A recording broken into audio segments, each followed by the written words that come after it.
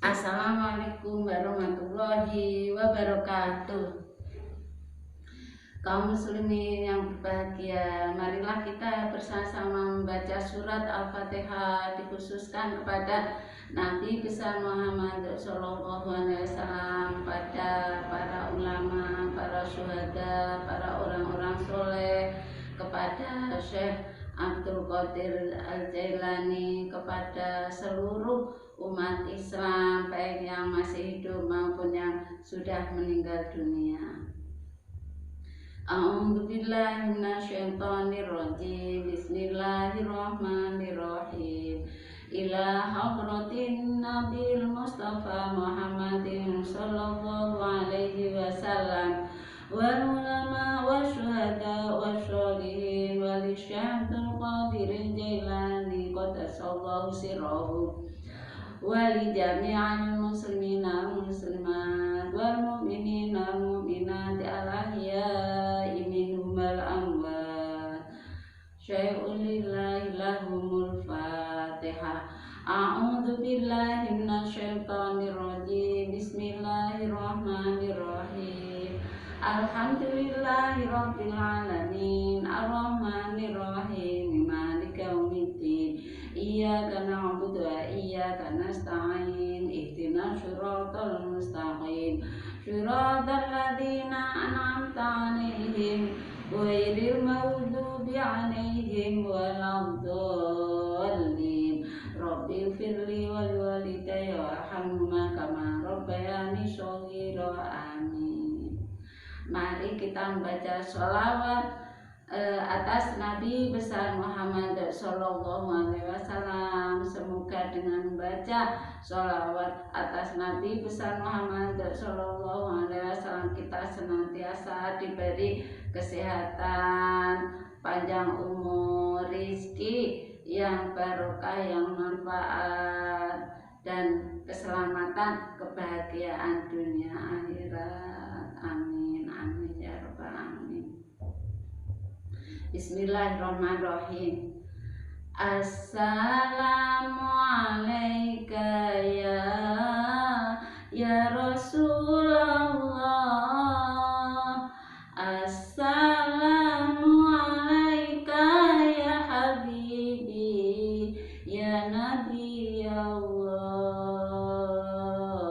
ya Rasulullah. Assalamualaikum ya Rasulullah. Assalamualaikum ya Habibi, ya Nabi Allah, ya Rasulullah. Kaum muslimin yang berbahagia, hikmah membaca sholawat atas Nabi besar Muhammad Sallallahu Alaihi Wasallam banyak sekali. Pernah ada suatu kejadian, sebuah mobil kecelakaan, semuanya meninggal dunia, yang selamat hanya satu orang. Kemudian ditanyai, kok bisa selamat? Kenapa? Dijawab, saya selama naik kendaraan membaca sholawat atas Nabi besar Muhammad Sallallahu Alaihi Wasallam. Sholawat itu bermacam-macam, yang pendek Shollallahu ala Muhammad wa salim, Shollallahu ala Muhammad wa salim, Shollallahu ala Muhammad wa salim, itu juga boleh. Kaum muslimin rahimakumullah, kita hidup di dunia ini yang baik mengingat mati 21 kali sehari, karena orang-orang yang soleh ingat mati 21 kali sehari. Kalau akan berbuat dosa, buat jahat,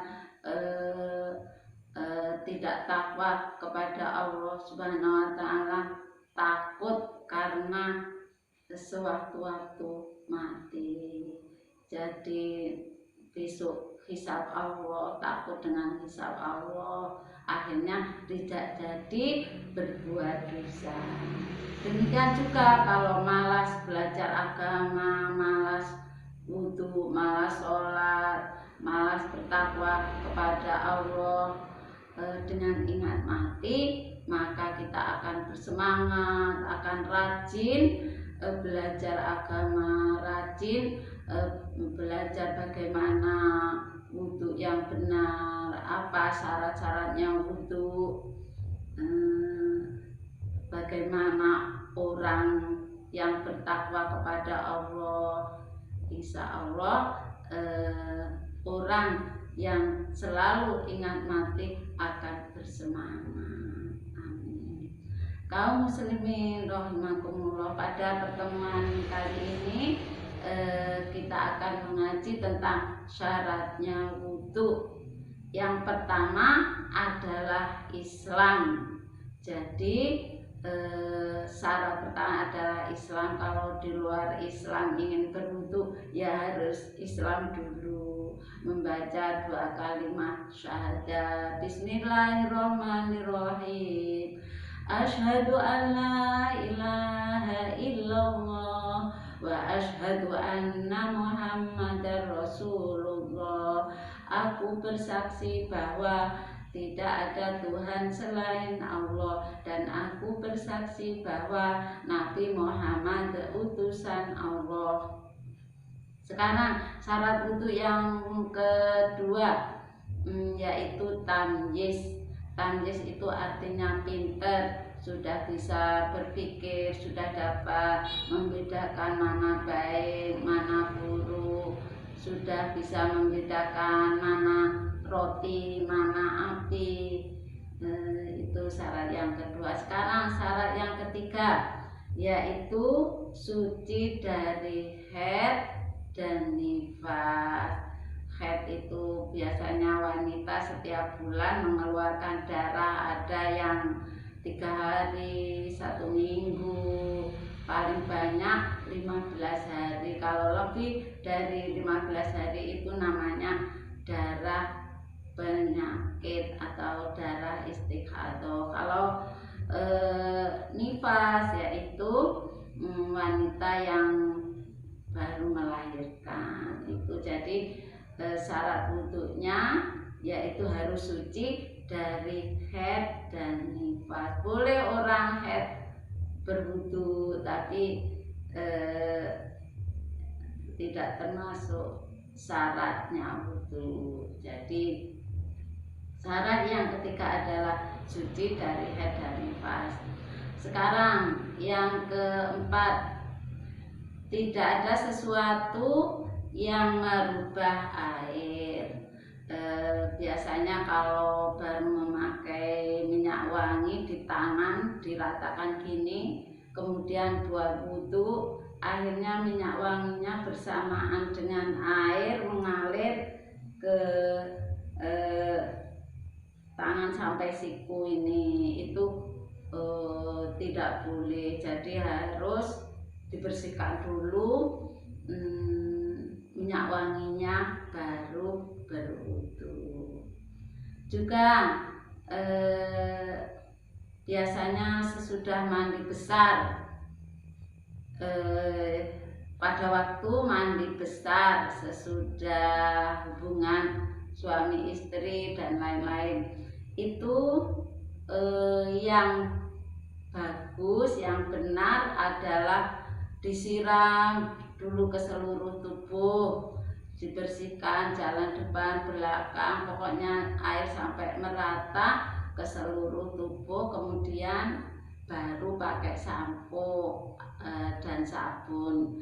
Kalau hanya 1 ciduk air kemudian diberi sampo, akhirnya disiram lagi sampo dan airnya mengalir ke seluruh tubuh, itu namanya ada yang merubah air. Jadi tidak boleh masih 1 ciduk terus diberi sampo, tidak boleh, harus sudah rata dulu airnya.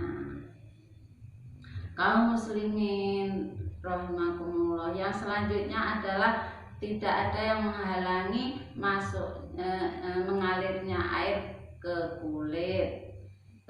Seumpama ada cat kuku atau orang yang baru mengecat tembok masih ada sisa-sisa catnya, atau bermake up atau tato, itu harus dihilangkan dulu baru berwudu.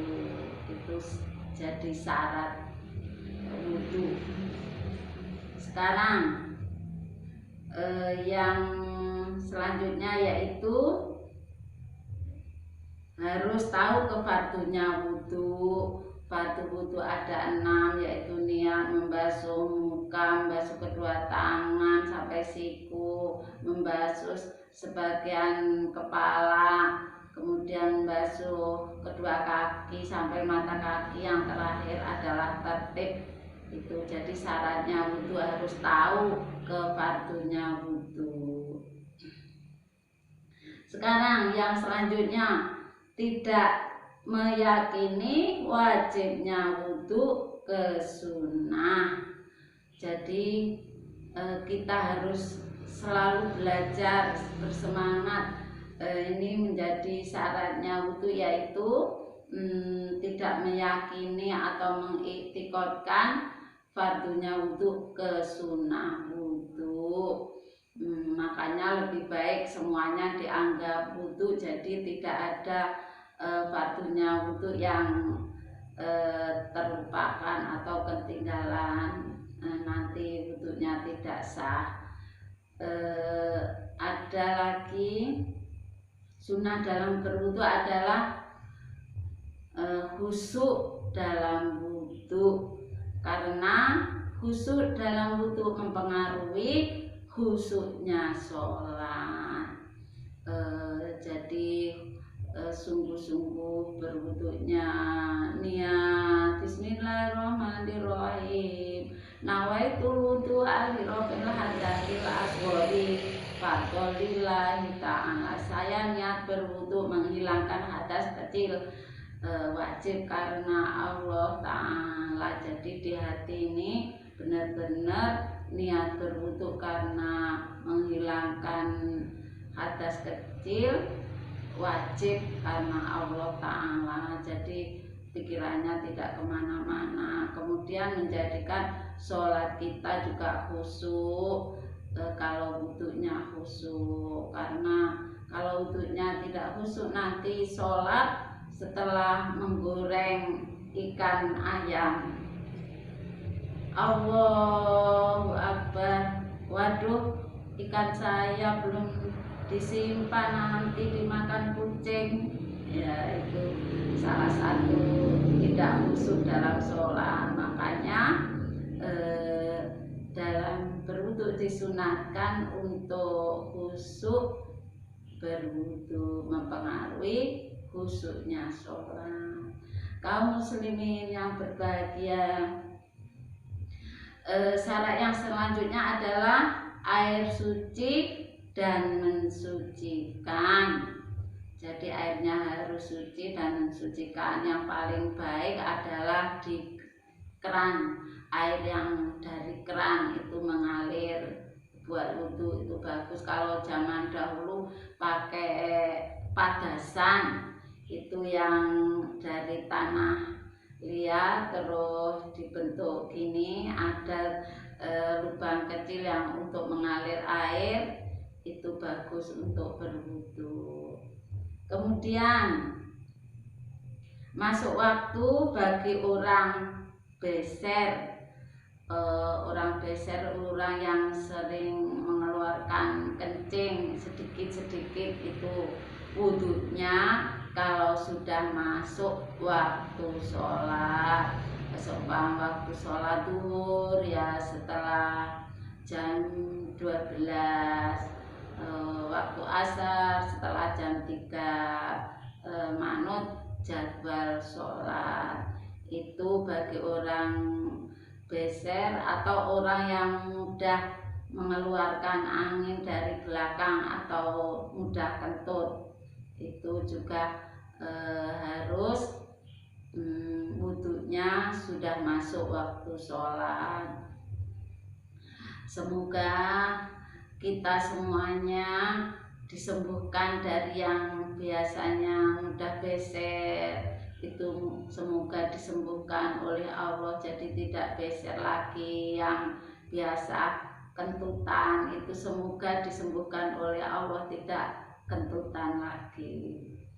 Kaum muslimin yang berbahagia, yang terakhir adalah berturut-turut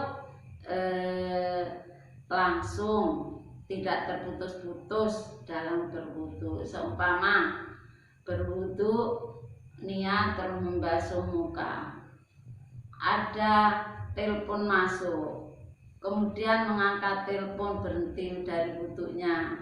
Setelah mengangkat telepon meneruskan wudu lagi, itu tidak boleh. Jadi harus terus berturut-turut, tidak terputus-putus.